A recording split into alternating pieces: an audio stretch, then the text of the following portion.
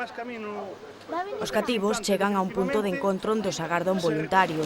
Pais, avós e mestres están repartidos ao longo da ruta escolar para vixilar que os pequenos cruzan correctamente e evitar situacións de risco. Pero deixan que vayan sós e en grupo fan o camiño a pé sen a compañía dos seus pais. Os rapaces din que así teñen máis liberdade, pero tamén máis seguridade porque van todos xuntos. Aprendemos a venir solos e a cruzar moi bien.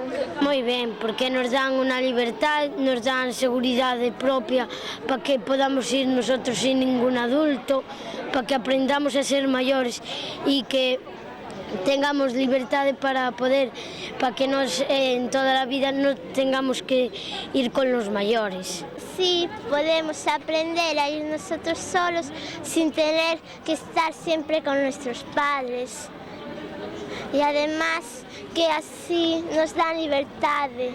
Trátase do proxecto educativo Camiño Escolar, unha iniciativa pioneira en Galicia promovida polo Concello de Ourense en colaboración coas asociacións de pais.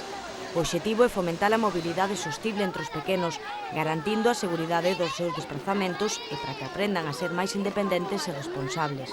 Os nenos veñen máis autónomos, faiselles máis responsables, non veñen na compañía dun adulto, veñen na compañía dos compañeiros.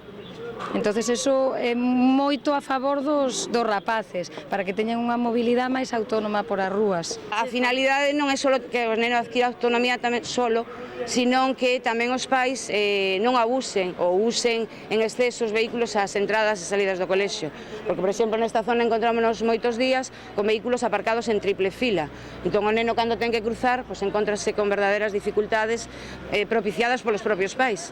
Nesta iniciativa, polo de agora en fase de proba, participan 2 centros escolares da cidade con máis de 1.500 alumnos.